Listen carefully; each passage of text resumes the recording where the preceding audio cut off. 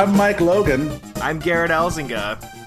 And this better be good. Hey, you guys know what it is. It's a weekly podcast where Garrett and I review a movie before seeing it, then we record it again after seeing it. And this week we're watching Triple Frontier. I don't know how, because Mike's on an island right now. Yeah, I'm on an island. The only thing I got with me is a TV. I'm going to watch Triple Frontier on it.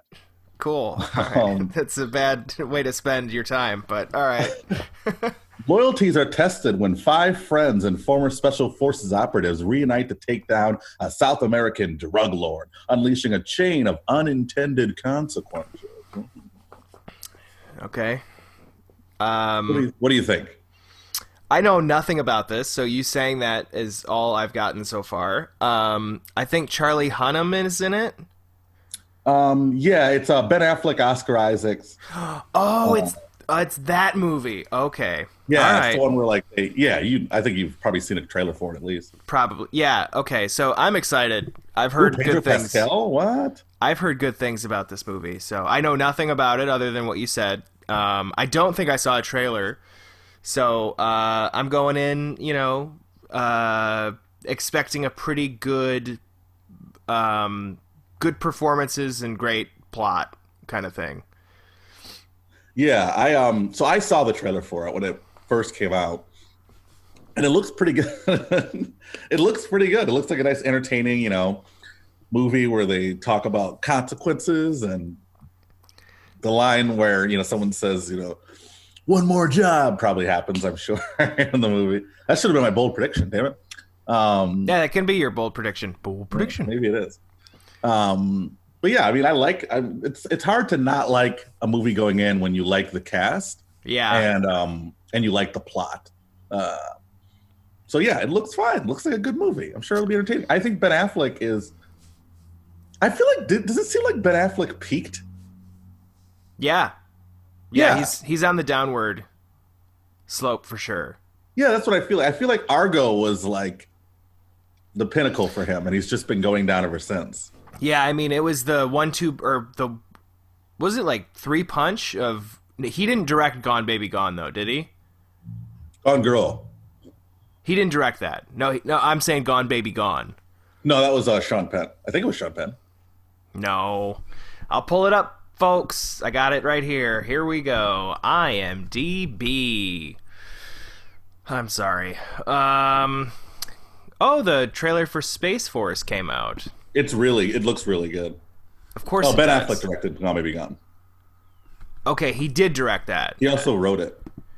Okay, so he had that, and then The Town, and then Argo, and those 3 in a row. Holy shit! No one's ever done that.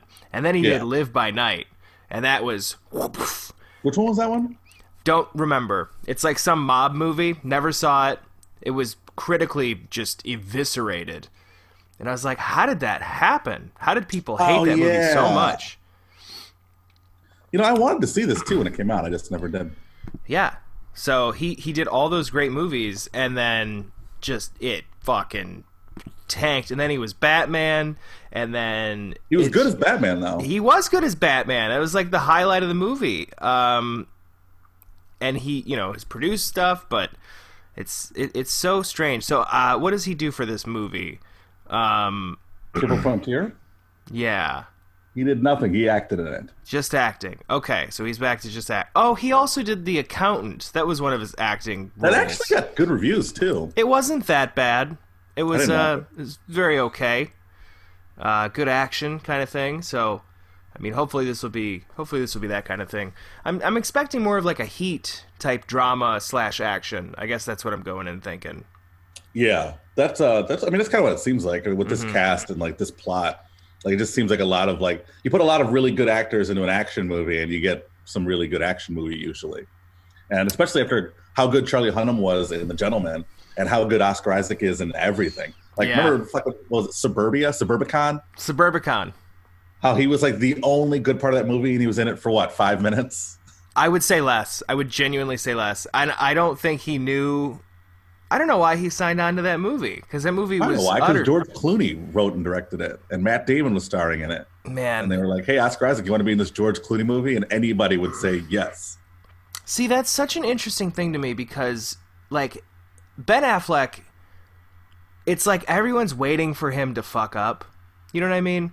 Like, he'll do something good, and people will just be like, I don't know, and then the next thing will be good, and they'll be like, interesting, maybe he's got some talent. And then the third thing is, like, fucking Oscar nominated, and they're like, okay, we were wrong about Ben Affleck.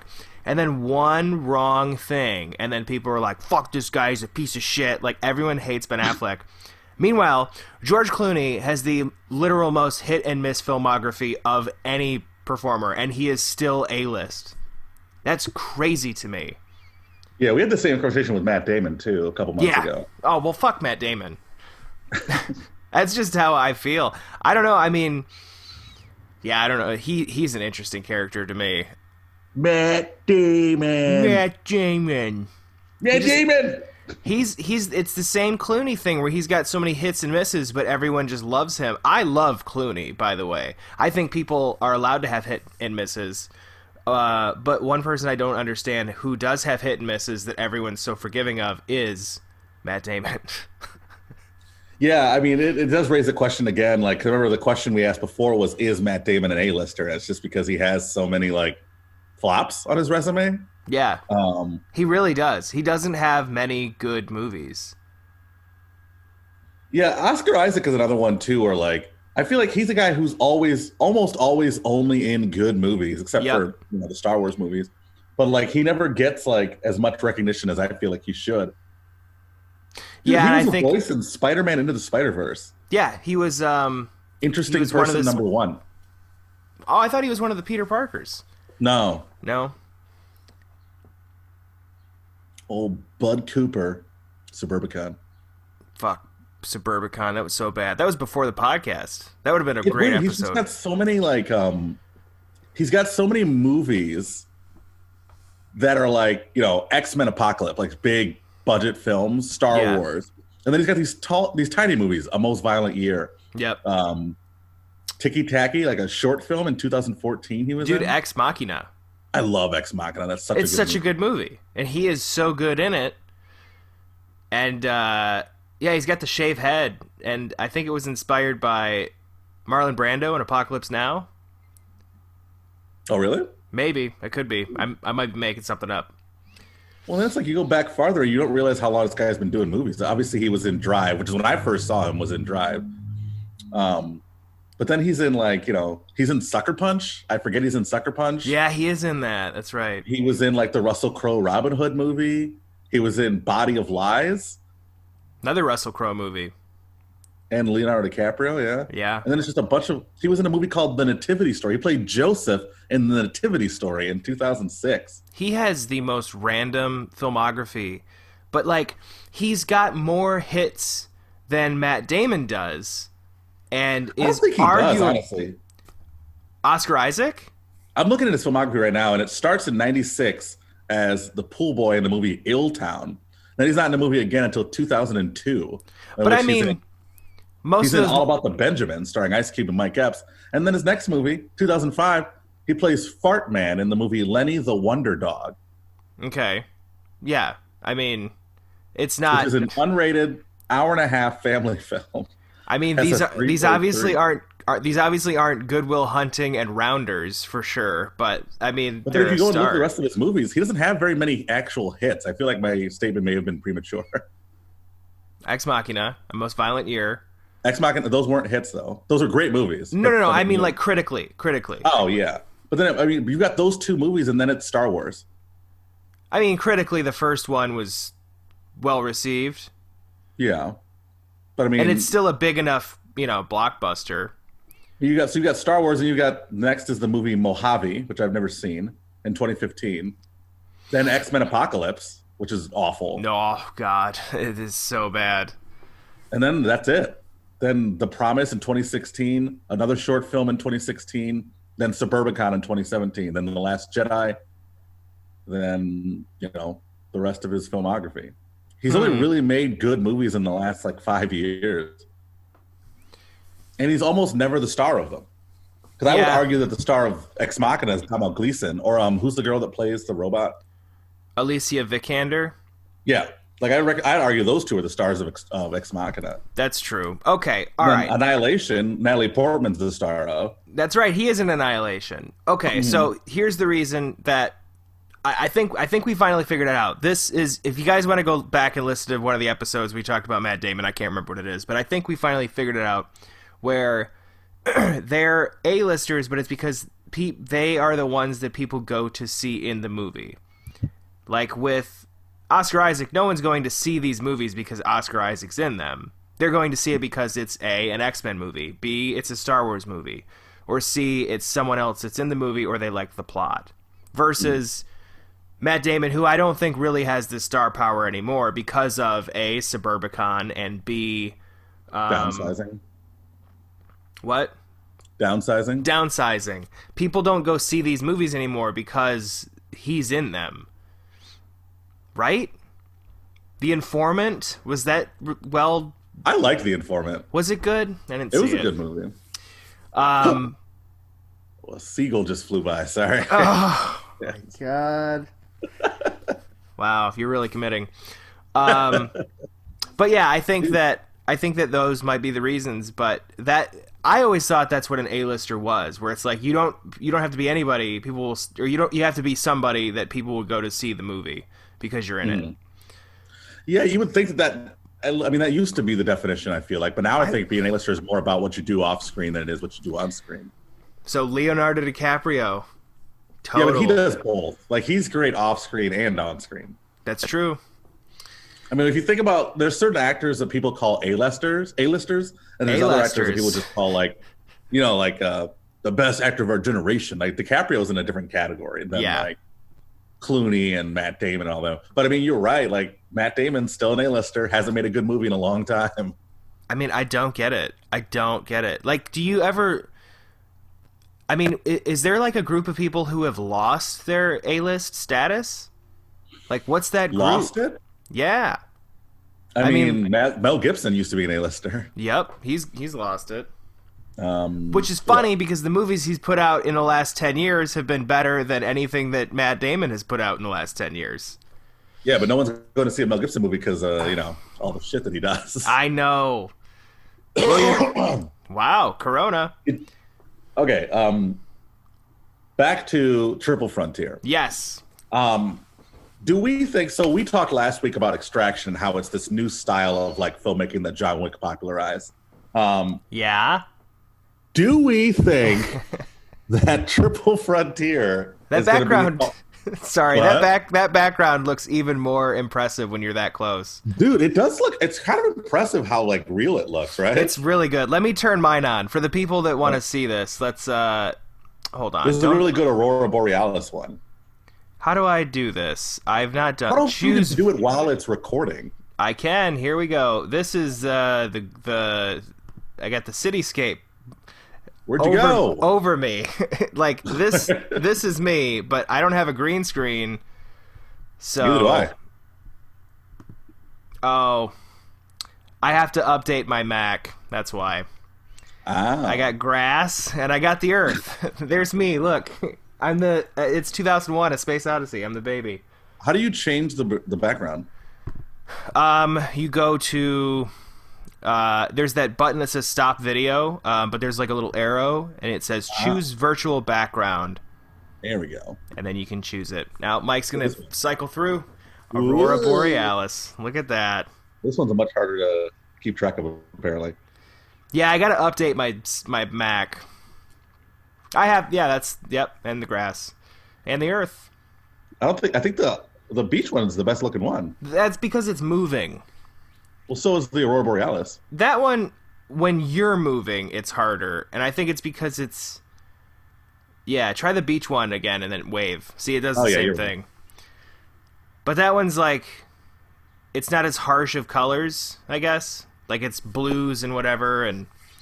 Anywho, sorry for the people listening on audio. You're just like, I guess now I gotta listen to the thing on YouTube. You're gonna have to watch the podcast from now on because we're entertaining. Put a Wookiee in it.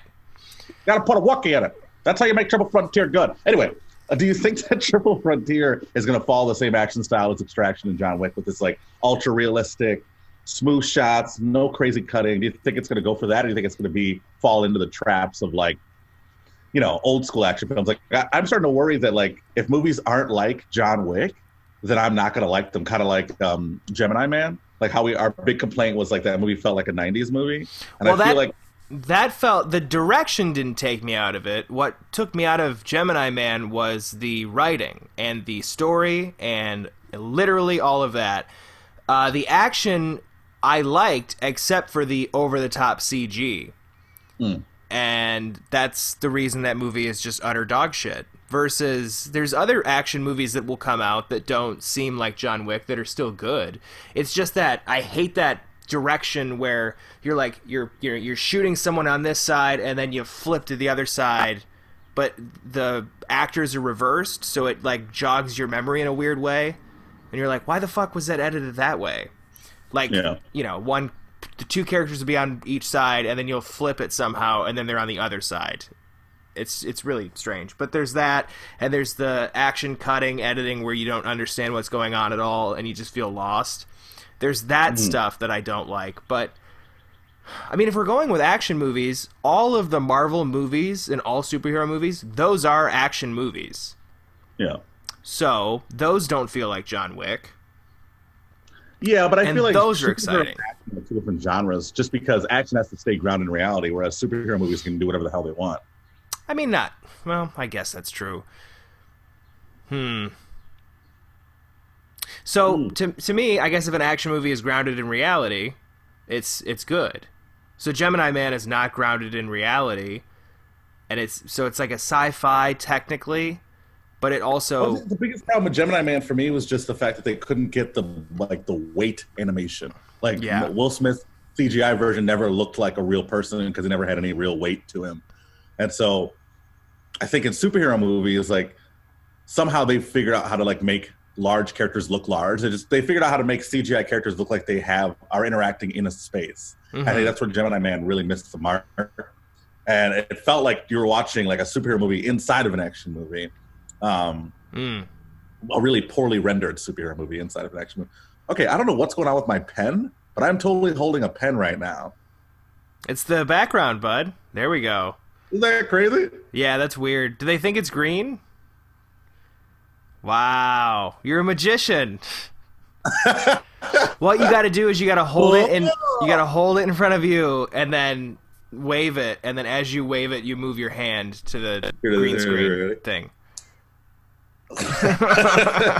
There you go. That's so stupid.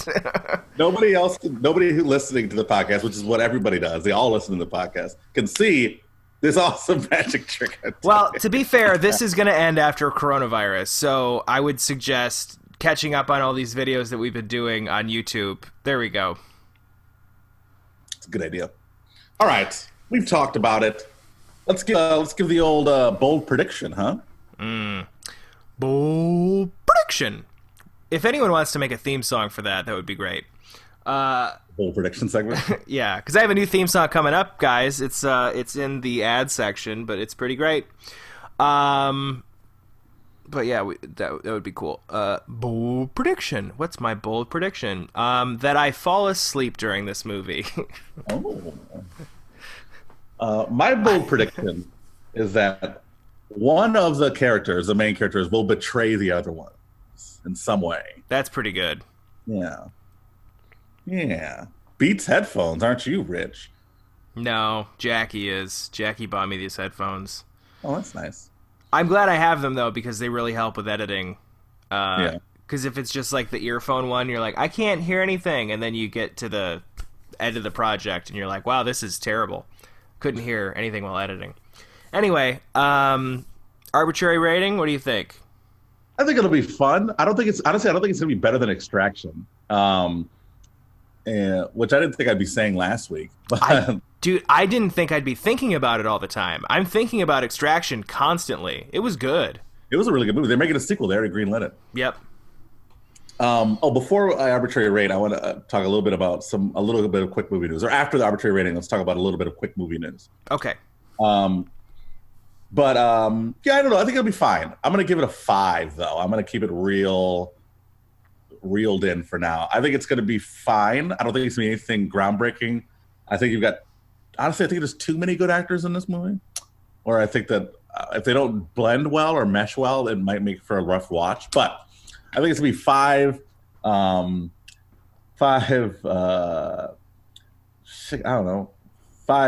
hitting tires with a sledgehammers out of 10.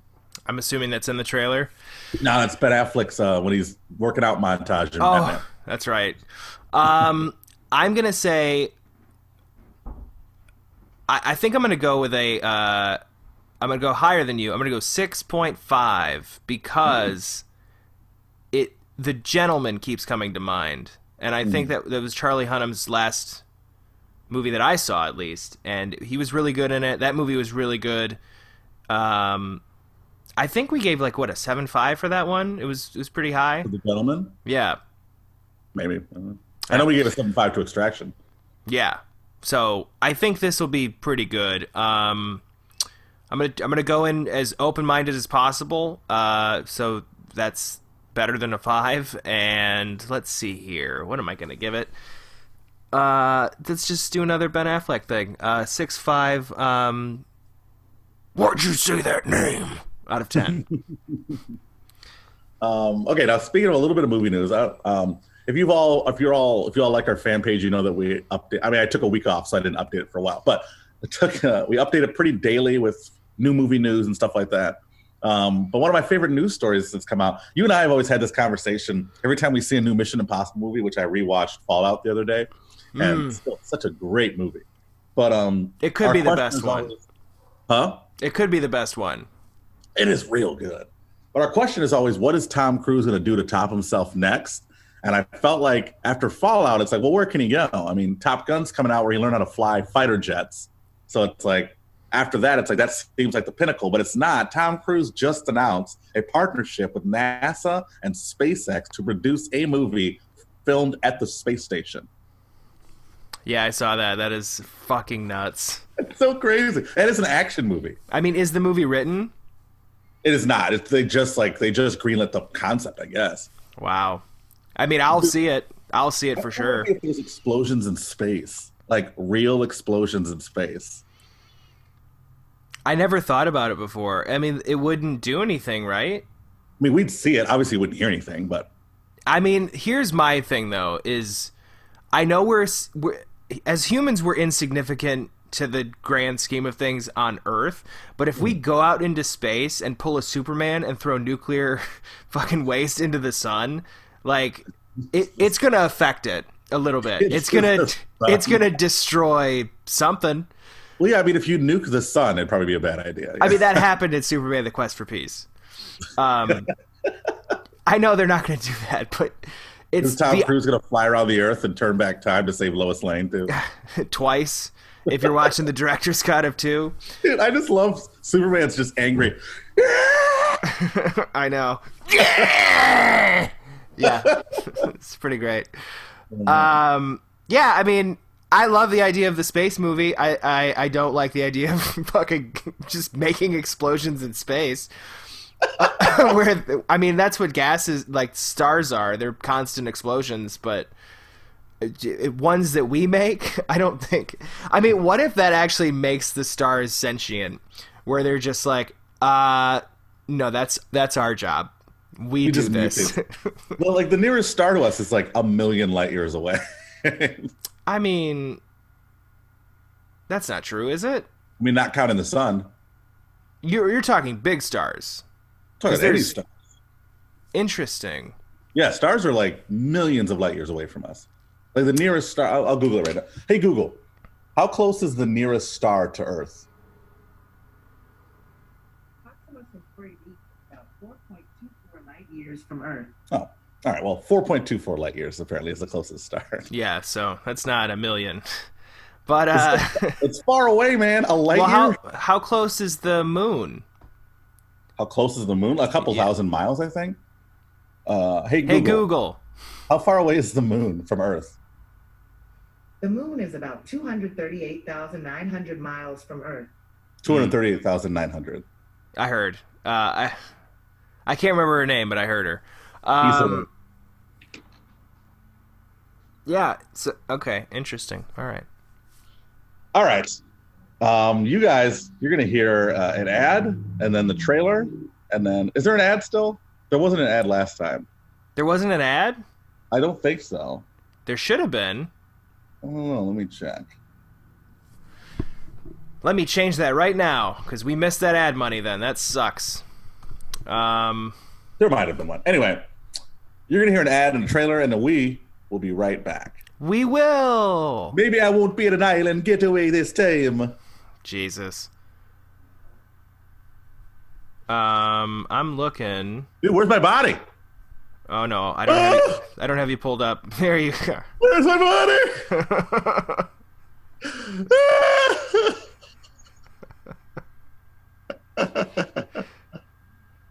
Wow, Mike's gone, everybody.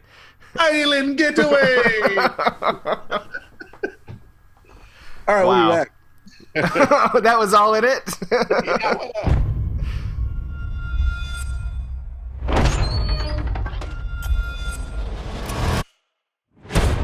First things first.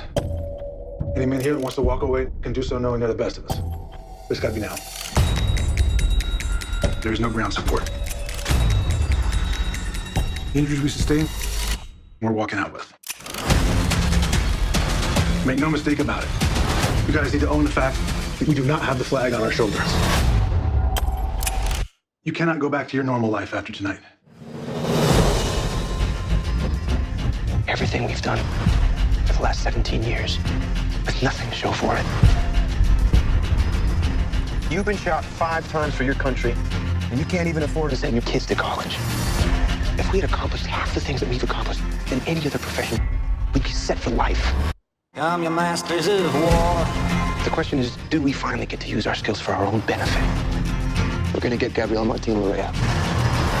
He's got over $75 million in cash. If we're not gone forever after you make your move, we are dead. We need to hunt quickly.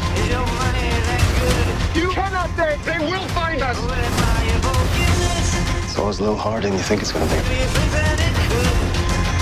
We don't need nonsense like that.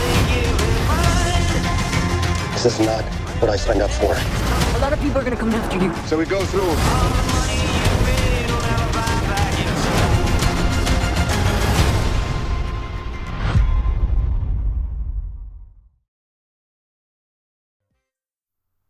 Oh, yeah.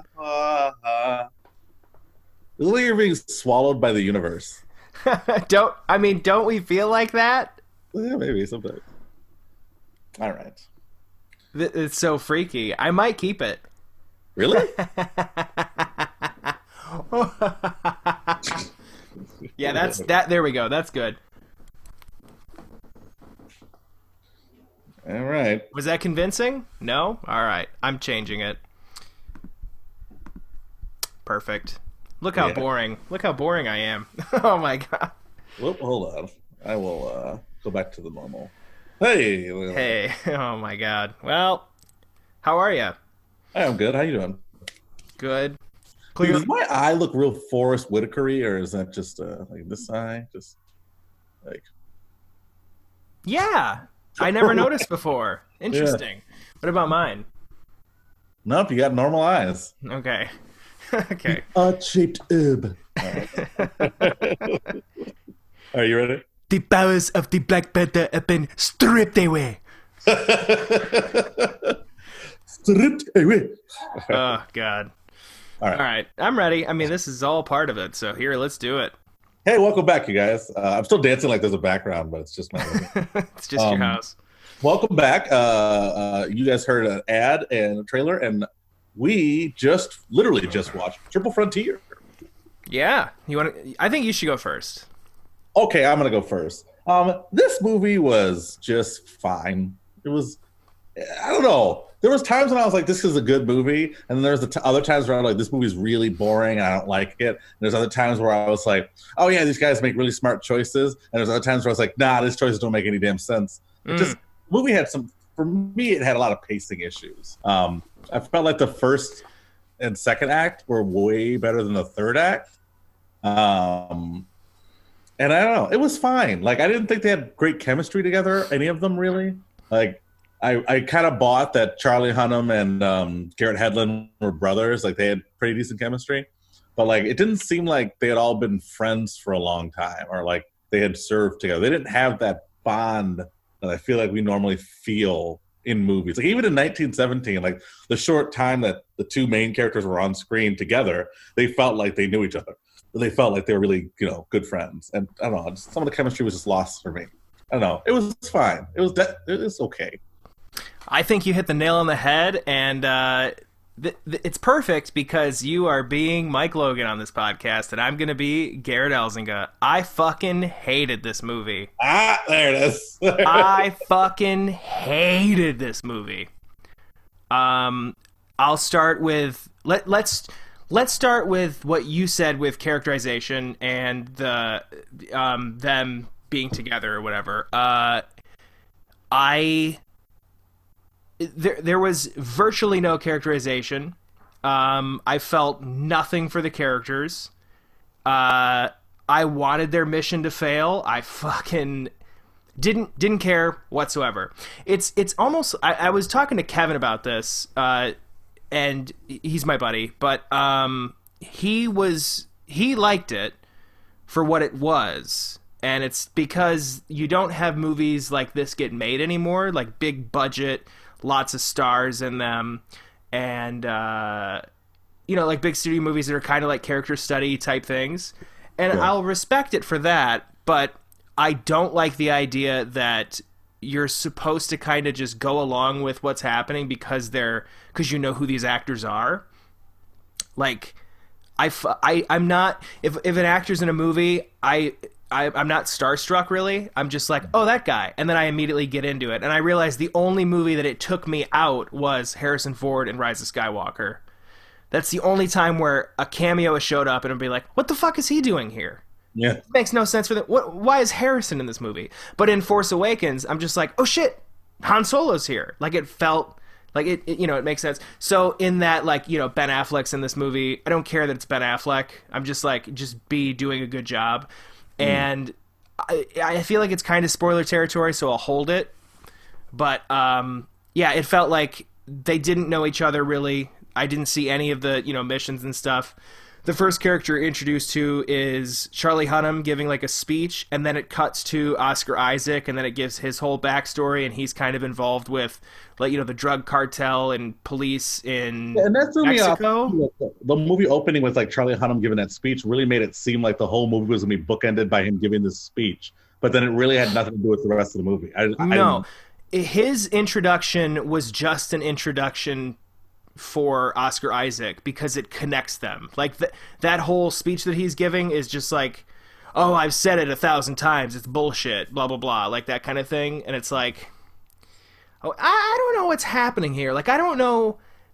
And I get also that the movie is trying to make you have a what's it trying to? It's trying to make you have that moral dilemma where you're like, these characters are like technically bad because they're going to do a bad thing, but what side of the fence am I on? Who am I with? But because of the movie, you're supposed to be like into these guys doing this thing. You're supposed to be like, give us a reason to care. Yeah. There's no reason to care. And they didn't even go into the details of the drug lord and how bad he is. Mm-hmm. There's no inkling of how bad he is. There's no fucking like Pablo Escobar shit going down. It's just a guy that has a ton of money. Yeah. And then there's another line in this movie where you're like, oh, this is gonna pay off somehow, and it fucking doesn't. Do you know the line I'm talking about? Yeah, I do. Yeah, when they're in the jungle, you talking about? No. Is it when they have the mules? No, it's one. Okay, so I mean, are we gonna go into spoiler stuff soon? Yeah, we can spoil. We can spoil it now. This movie's old as shit. It came out like last year. Oh, perfect. Fuck it. If you haven't seen it by now, don't. It was on Netflix for like a year, so. It's the line where they're taking. Spoiler alert. Yeah, spoiler alert. They're taking all that. They get all the money, and we'll go into like all that shit. But because it really is a hinge point for hinge point. Is that a word? No. Who cares? Part of the plot hinges on that thing, but it's the moment where where someone, I can't remember who says it, but it's just like, that was everyone else's money too. So people are going to come after you or whatever. And I'm like, yeah, that's a great point. If that's where this movie goes, this is fucking great. And yeah, then it didn't at all. That line didn't have to be there at all. Because the whole time I'm thinking, oh, if that's how it ends and they have to, like, they lose someone over that, then this is an exciting movie. I was like getting into it. It felt like the Sicario scene where it's on the, you know, the border or whatever, the border scene, and fucking nothing came of it. I fucking hated this movie. Your turn. Yeah, there was a point, Rebecca watched it with me, and there was a point where towards the end of the movie, she was just like, man, wouldn't it suck if, like, they all just died? And I'm like, honestly, I kind of hope they all die. I 100% agree. I 100% agree. I wish they all would have. I wish that there was a twist, and the twist was someone else tracked them in a reverse way, where they met him where the boat was. Like, the boat captain was going to be the guy that, like, it turns on him or some shit. I was like, I fucking hope that they get none of this money. Because it clearly, like, if they painted it as their morals are going out the window and they all are turning on each other because they have this money, this idea of the money is pulling them apart. And if they would have rode with that, then it could have been good. It could have asked these existential questions. What can money do to, you know, harm you? And then Ben Affleck's character is the one who... He's the only one with characterization where you're like, oh, I'm rooting for this guy because he's going through a divorce. He's got a daughter that he's distant with. Maybe this is the thing that can actually get them together. And then they get into the house. They start tearing the walls apart, which was such a fucking stupid line. The house is... the safe. Yeah, the house is a safe. And he's like, oh, the house is a safe. And then he starts peeling the wall. I'm like, fuck this movie. This movie sucks, cunt. This movie really feels like when whoever was writing it, when Mark Bolt and J.C. Chandor were writing this movie, they were just like, dude, this movie's going to challenge everyone's perceptions of what's a great film. Yeah. I'm like, yeah, I can see what you're going for, but you're not doing it well. Also, I just want to point out, I hated the music in this movie. Hated it. Dude, the moment that For Whom the Bell Tolls, the Metallica song comes on, I'm like, I fucking hate this movie. It's so out of place. It's so out of place. And then it turns out that Oscar Isaac's just listening to it, so he clicks it off and then clicks it back on. Yeah. And I'm like, oh, God. And then at the end, they play another Metallica song called Orion. And I'm like, oh, he's going to be traveling in a helicopter because they showed him earlier in a helicopter. So at the end of the movie, yeah, okay, so let's back up. So Ben Affleck's character, spoiler alert, gets killed. And it's not out of nowhere, but it's out of nowhere that it would be him that dies. Yeah, it surprised me. I felt nothing. When he died. Did you? The only thing I felt was shock. Like, I was surprised by it, but I wasn't, like, sad. Like, I was like, all right, well, at least he's out of this now. I know. There were so many things that came to mind watching this movie. So, yeah, he dies, but... and then... Yeah, Oscar Isaac's got a girl that he's seeing, and she's the informant that's giving him all the intel about the guy who's the drug lord. So she, you know, gets them in, helps them or whatever, and then he gets her out of that life, and then has her and her brother go to Sydney, Australia or some shit. Yeah. So then at the end of the movie, they end up getting all the money back. Not all the money, because they burned some of it in a fucking hilarious scene, which has been done 1,000 times in movies I looked up. Looked it up. Yeah, I hated this movie. So they get enough money back, and then that is there's a climax kind of in the third act, and then they bring it to like a lawyer. Yeah, I don't understand who that person was, because if you're having some sort of legal action taking place on money that was obtained illegally with illegal money. Yeah, I don't understand that at all. Like, why would you go to a lawyer? It made no sense. And then and you know why? It's just so it can be a dramatic scene where they, like, open a trust for Ben Affleck's family, which, by the way, divorced. So who's getting that money? Families. He had two families. He had two families. Okay. Yeah. He had 2 daughters from 2 separate women. Why'd we only see one daughter? Mm. Dude, I don't know. Fuck this movie. No, like, he said he's got like an ex-wife and she has a daughter, and then he's got a wife now and she has a daughter. And we didn't see him. No. You couldn't have had one scene? I mean, this movie was 2 hours and what, 5 minutes? Fuck this movie. So they open a trust with a lawyer, right? And then the fifth of the money is going to the trust for his family. And then they each individually around the table decide that all their money is going to go to this trust as well now. So now there's... Can I just say, does it make me a little heartless that the fact that Ben Affleck dies, so all the other guys decide they're going to give all their money to Ben Affleck's family, but they all agreed to split the money evenly anyway. So why would you give the family all of the money? And also, based on that line that was said earlier that did nothing, which is like, this is bad people's money, they're going to come looking for it. Now they're just giving all of that blood money to a fucking family that can't defend itself? Are you shitting me? How stupid. And so they're setting her up, and then what is she gonna do with fucking probably $100 million at that point? She just now the two families now have $100 million. Oh, they had $5 million. They had $5 million at the end, so they each got $1 million. So what is she gonna do with $5 million? They get by the drug lord to come back for the money. I mean, that's what it... So this is the point that I was getting to. Charlie Hunnam's character gives Oscar Isaac's character coordinates, right? Mm-hmm. And those coordinates, I looked up. It's on IMDb. I didn't look up the coordinates. I'm not that nerdy. I looked up on trivia on IMDb. And the coordinates are for somewhere in South America, which is where they were. So it's probably where Charlie Hunnam stashed a bunch of fucking money. No, I think Rebecca said she thinks it's where they all threw that money off the cliff. Yeah, that's what I think. Which also, I thought of this during the movie.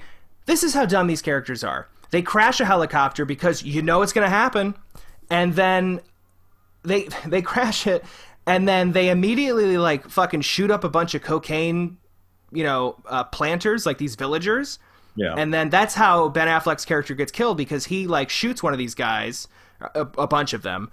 But one of the kids from the village, like they paid off the people in the village because, sorry, we did all this stuff.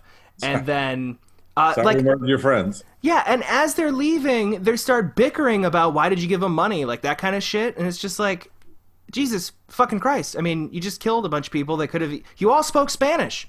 You could have easily just talked it out, but it's like, it's another thing that is dramatic. It's inflated dramatic tension, and it has to happen for the movie. It's not even dramatic though, because it's not earned. Like, it's not something that happens through natural causes or any kind of normal like relatability, I guess. Yeah. Like, it's just stuff happens because it happens. Like Ben Affleck fucking goes crazy and goes over their hard out time because reasons. He wants money, I guess. Ben Affleck randomly shoots a guy who pulls a knife on him because at this point we got to kill everybody now. Like, his character flip was so instant and so unearned. And what happened was, I think it was in the writing where they were like, let's flip Ben Affleck's character and Oscar Isaac's character, because in the beginning it's Oscar Isaac that's like, we got to do this, whatever. And then he's lying to everybody to get them all together. And then Ben Affleck's character is like very apprehensive. No, I don't want to do it. And then it flips, and it's like in the house, Ben Affleck's like, no, we need more money. We need more money. And like him doing that and just being selfish and greedy cost Charlie Hunnam getting shot in the house, a lot of dead bodies, and just they burn the house down, just turmoil, and the mission goes sideways. And then they're in the helicopter, and then it fucking crashes. They shoot the villagers, and then they start, moving. And then one of the kids in the village tracks them down. That's who kills Ben Affleck. And they're just like losing all this money. And then there's a fight on a ravine, and then one of the fucking mules that they have goes into the ravine and loses a bunch of money as well. Just because these fucking children are bickering about going too fast. Like, it's all this fucking minuscule things. It's all these, It was just a bunch of plot points where it's like, we need to have this happen here, this happen here, this happen here. How do we link them all? So they keep losing money as it goes on. Oh, that calms me. And and so this was my thing during the movie. I was like, why don't you guys just stash all this money somewhere, get the fuck out of here so you're not carrying anything, go get a new helicopter and come back and get it. Duh. I mean, it's just like, how were you Navy SEALs? No, they're in the Army. Oh, that changes everything. How were you in the Army? You're all so stupid. Like, it was just this dumb... I mean, I'm not a fan of saying things are toxic masculinity, but this is a fucking... the definition of it. And also, like, it was just a bunch of whining shits. I hated this movie, which sucks because the writer and the director have made good movies.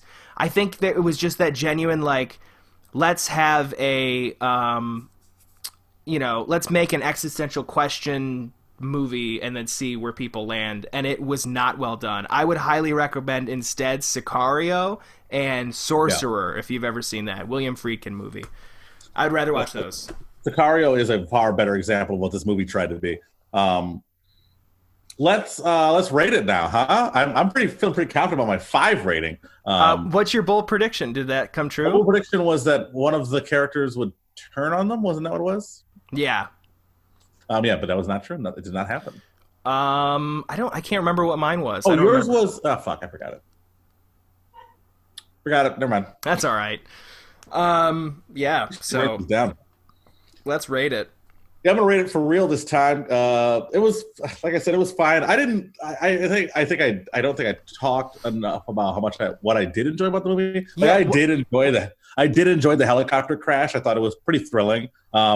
I enjoyed their initial breach of the mansion when they first get to South America. I thought that I like that. Thought that was a good scene. I thought the action was done well. It just there was huge lulls in the movie, and the character choices didn't make any sense. And it was a fine movie. I'm gonna stick with the 5. Like, it wasn't the worst thing I've ever seen, but it wasn't. I'll never watch it again. I'm gonna give it 5. They're in the walls. They're in the walls. I got another one. There's more walls in this house. Fuck, dude. out of 10. I hated it, but there were some things I enjoyed. I liked the opening scene. With the Oscar Isaac and his girlfriend. Yeah, like cornering the fucking place, and I liked all that. And I didn't like the helicopter crash. I actually turned to Ortega at one point and was like, "Is it wrong? I'm bored right now." I hated it. And dude, here's another movie I would suggest: American Made. The Tom Cruise movie. It's a really good movie. That's a fucking great movie. That's an existential question movie. Breaking Bad. It's like, it's been done so many times much better than fucking this. Yeah. I also love the irony that that's not even what they were going for. Like, I'm just like misinterpreting this entire movie. I'm giving it a fucking hard 3. I did not like this movie. I'm going to give it a 3. When the drug lord finally came out of that safe room that he was hiding in, he shot up. Like, he shot a bunch up into the ceiling, and somehow Charlie Hunnam got shot out of 10. Yeah, I was confused as to how the fuck he actually got shot during that Made scene. No sense. Yeah. Hey, Garrett, where can the kids find you this weekend? Fucking in my house. Oh, God, we're still in our homes. Yeah. Yeah. You can still find me on the fan page every Monday and Thursday night. I got new content on there every week. What are you putting up there, Mike? Tomorrow night will be an all-new episode of Cooking with Mike. Yeah. And Monday night, an all-new episode of Social Distancing Takeout. How are those views going? Pretty good. They average about 200 views each video. That's good. Yeah, not too bad. I think right now, my latest upload, my newest episode of Social Distancing Takeout, where I revisit Amore. Hold on. There we go. Quarantine content. We are at. Oh, why isn't this in order? All right, here we go. We're getting there. 51 views today. Nice. Not bad. We're averaging about 40 listens for each episode, so if you guys could tell people, that would be fucking wonderful. Numbers have gone way down from what they used to be. Well, they've gone down, and also people are checking out the YouTube, which is great, but, you know, it helps if you share it, or like it, or subscribe, and, you know, hit that bell to get notifications. So, yeah, I mean, I just highly recommend doing that. That would really help us out. So, these are, you know, they're passion projects, and it's stuff that we've been doing. And I understand that, you know, Triple Frontier, which is, I mean, I looked up where the name for the movie came from, and I because they go through three different types of wilderness on their way back. Is that why? I don't know. That seemed like it. Ugh. No, it's actually a place. But it's, yeah, who cares? But I know that could be a passion project. Oh, this is another thing. I'm sorry, this is still about the movie. Hopefully people haven't tuned out yet. But when I looked it up, this movie had been in development since 2010, I think. And there had been other people attached to it. Like Tom Hardy, he dropped out. God damn it, someone else dropped out. I think Tom Hanks was attached at one point. Maybe it wasn't. Hanks. I don't think it was Tom Hanks. It was someone. But yeah, other people were attached. But it was in circulation since 2010. This feels like a fucking 2010 movie. Yeah. And there was a big script rewrite, and that's why Tom Hardy and then some other guy dropped out. So Ben Affleck and Oscar Isaac filled their roles. It's not good. It's not a good movie. I highly do not recommend this movie. Don't watch it, you guys. Well, I'm back, Logan. I'm Gerrit Elzinga. And that was bad. Was bad. There we go.